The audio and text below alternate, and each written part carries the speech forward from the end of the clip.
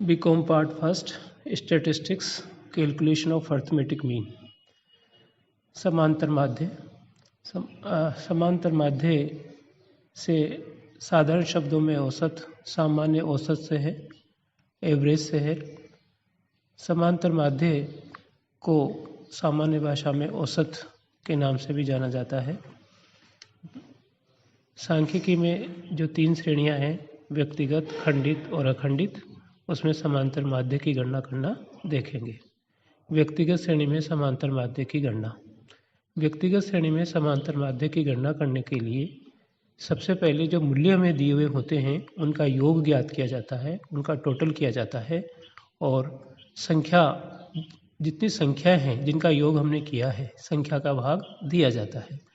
x bar is equal to समांतर माध्य बराबर सिग्मा x अपॉन n, मूल्य का योग बटावा संख्या।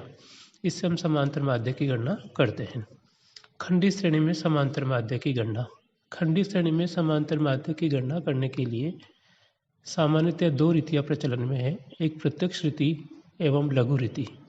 प्रत्यक्ष रीति की गणना करना हम पहले सीखेंगे।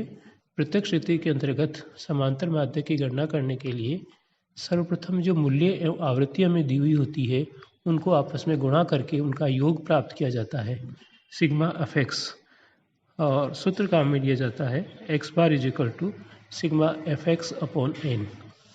यहाँ पर एन का अर्थ आवृत्तियों के योग से है। समांतर माध्य की गणना करने की लघु रीति है।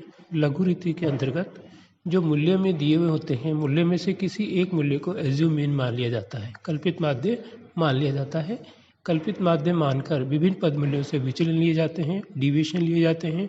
डिविएशन की गणना करने के लिए x माइनस एज्यूम सूत्र काम में लिया जाता है। तत्पश्चात डिविएशन को आवृत्तियों से गुणा करते हैं। डिविएशन को आवृत्ति से गुणा करके f dx निकालते हैं। अंत में सूत्र काम में लेते हैं x bar is equal to sigma f dx upon n। n का मतलब यहाँ भी आवृत्तियों के योग से ही।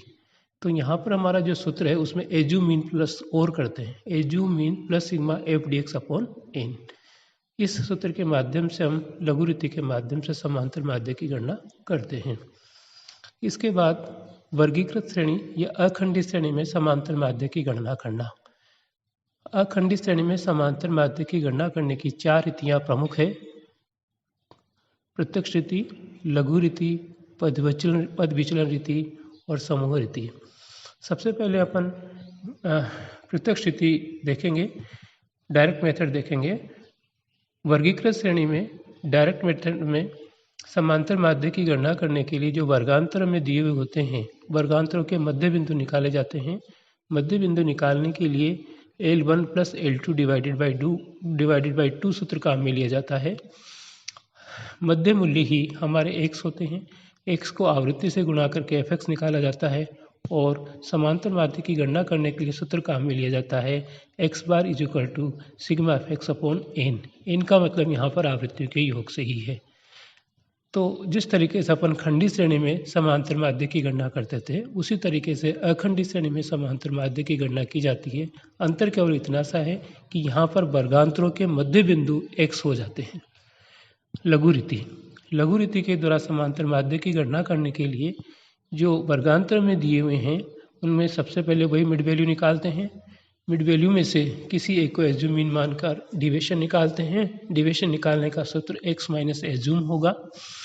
डिविएशन आने के बाद आवृत्तियों से उनकी गुणा की जाती है और सूत्र काम में लिया जाता है x bar is equal to assume mean plus sigma dx upon n into I.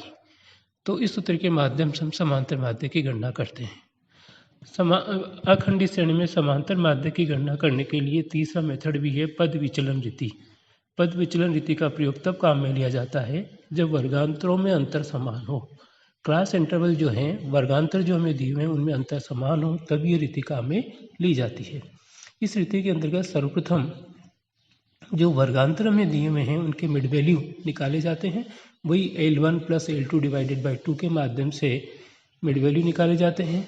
Mid value में जैसा कि हम जानते हैं अंतर समान होता है यहाँ पर, इस स्थिति में समान अंतर का भाग देकर स्टेप डिविएशन निकाले जाते हैं। समान अंतर का भाग देकर या क्लास इंटरवल का भाग देकर स्टेप डिविएशन निकाल लेते हैं। स्टेप डिविएशन को आवृत्ति से गुणा करते हैं, उनका योग प्राप्त किया जाता है। और समांतर माध्य के लिए जो सूत्र काम में है वह है x bar is equal to assume mean plus sigma F D X upon N into I step deviation. तो इस सूत्र के माध्यम से हम समांतर माध्य की गणना करते हैं। तो